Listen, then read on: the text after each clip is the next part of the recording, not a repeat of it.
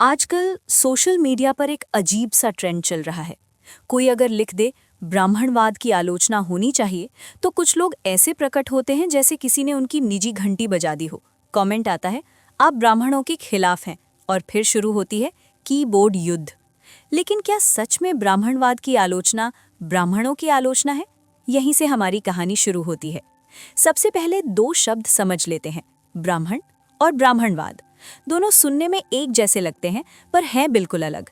ब्राह्मण एक जाति है, इतिहास में जिनका संबंध वेदों, पूजा पाठ, शिक्षा और कर्मकांड से रहा है। लेकिन ब्राह्मणवाद एक विचारधारा है, एक सामाजिक व्यवस्था, जिसमें समाज को जन्म के आधार पर ऊंच नीच में बांटा गया। इस व्यवस्था का उल्लेख हमें प्राचीन ग्रंथों में मिलता है, जैसे मनुस्मृति। अब जरा सोचिए, अगर कोई इस व्यवस्था की आलोचना करता है, तो क्या वो हर ब्राह्मण से नफरत कर रहा है? नहीं। विचार और व्यक्ति दो अलग चीजें हैं। अगर कोई पूंजीवाद की आलोचना करे, तो क्या वो हर अमीर आदमी से नफरत करता है? अगर कोई पितृ सत्ता पर सवाल उठाए, तो क्या वो हर पुरुष का दुश्मन है?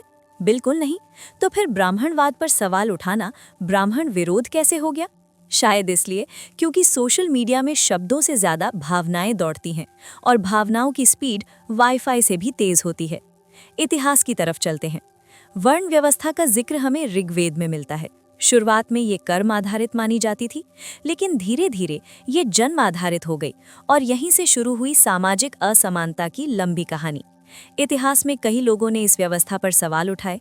गौतम बुद्ध ने कहा, मनुष्य की पहचान उसके कर्म से होनी चाहिए, जन्म से नहीं।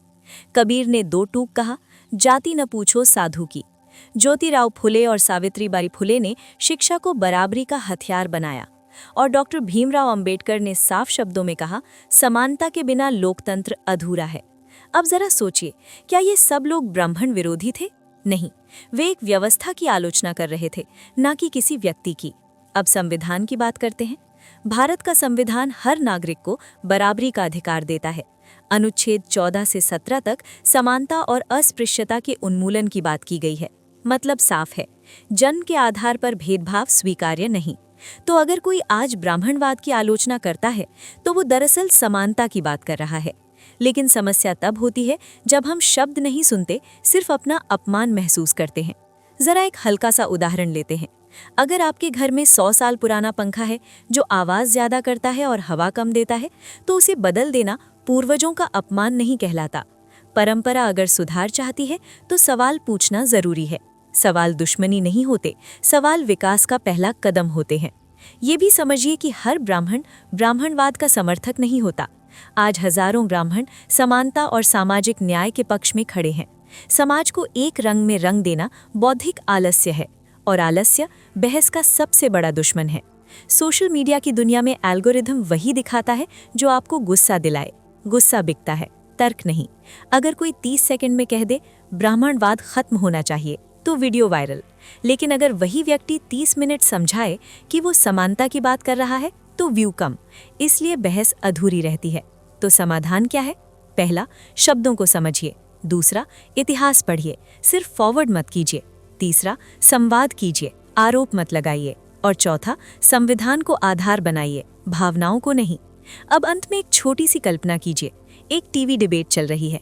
एंकर चिल्ला रहा है, आज फैसला होगा, ब्राह्मणवाद देशभक्ति है या देशद्रोह। पैनलिस्ट एक दूसरे पर बोल रहे हैं, लेकिन कोई ये नहीं पूछ रहा कि क्या हम शब्दों का अर्थ जानते हैं। यही हमारी विडंबना है। अंत में बस इतना याद रखिए, विचारों से लड़िए, लोगों से नहीं। ब्राह्मण एक पहचान है, ब्राह्मणवाद एक विचारधारा। दोनों को मिलाना ऐसा है जैसे चाय और कप को एक समझ लेना। कप टूट जाए तो चाय खत्म नहीं होती, और चाय गिर जाए तो कप बेकार नहीं होता। समाज आगे बढ़ता है सवालों से, संवाद से और समझ से, ना कि लेबल और नारों से। अगर हम ये फर्क समझ जाएं, तो शायद हमारी बहसें थोड़ी शांत होंगी और हमारा समाज थोड़ा ज्यादा परिपक्व।